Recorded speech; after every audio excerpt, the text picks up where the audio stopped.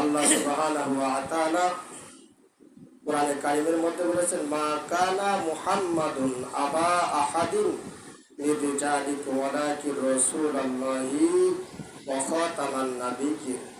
আমাদের নবী কি শেষ নবী? কথা বলেন ঠিক না বেঠিক?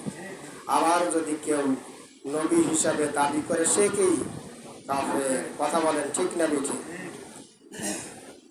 আমার নবীজি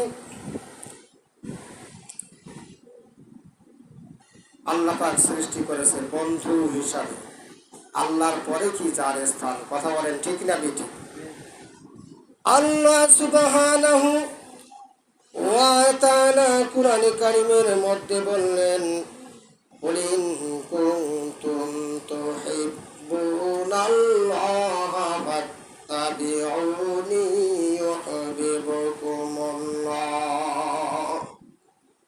ইউহিব্বুকুমুল্লাহু ওয়া ইয়াগফির লাকুম যুনুবাকুম ওয়াল্লাহু গফুরুর রাহিম। বলি আল্লাহু আকবার।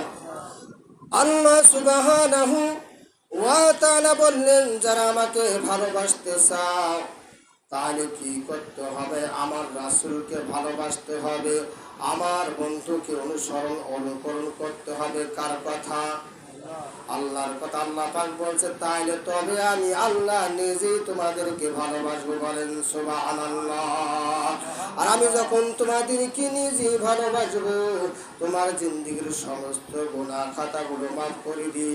আমি আল্লাহ রব্বুল আলামিন জান্নাতের ফয়সালা করে দেব। বলেন সুবহানাল্লাহ। তাহলে নবীকে ভালোবাসার দরকার আছে না নাই? অনুকরণ করার দরকার আছে না নাই?